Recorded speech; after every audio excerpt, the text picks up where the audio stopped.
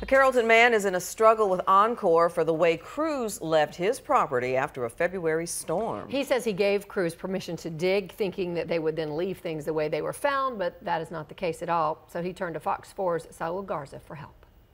They come out and started digging around out here, and they come up and asked me if they could dig in my yard. I said, yeah.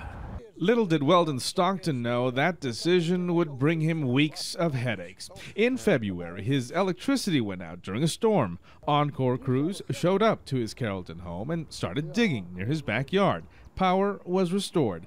To his surprise, though, crews removed his chain-link fence and installed a new electrical box smack in the middle of his property line, right where his fence used to run.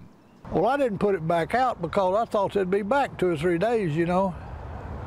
And over a month, I didn't hear from them. Stockton says he called Oncor back several times a week, but never got a response. He says a manager finally returned his call And told me that this fence would have to be relocated at my expense. Stockton says he was bugged by the suggestion and the warning by Oncor not to place the fence over the box. Now, how are you going to relocate this fence? Where you going to put posts here and then run over there and then down to that fence? Stockton, who has lived at his home for 22 years, says he doesn't have the money to relocate his fence and says one easy solution is to just move the box over several inches. If they'd run it the other way, it would parallel the fence. It wouldn't have been any problem. Stockton finally said no more calls to Oncor, so he gave me a ring. My wife has been on me about, why don't you call somebody, see if you can get some help with that, for getting that fixed. And just so happened I watch you a lot, you know, so I decided to call you. The day I called Oncor, crews were back at Stockton's backyard. The box was moved over a couple of inches, his chain-link fence reconnected. It took them about an hour, you know, and they had it straightened up. And my wife's just happy she could be.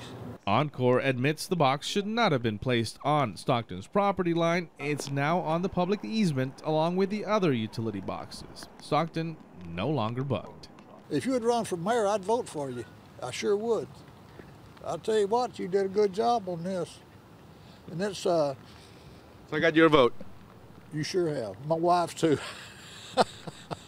In Carrollton, Saul Garza, Fox 4 News. I love it. That's 2 votes for Saul already. Saul for mayor. Okay, if something's bugging you, call him 214-468-7458 or send an email. Log on to fox4news.com, click About Us, then contact us.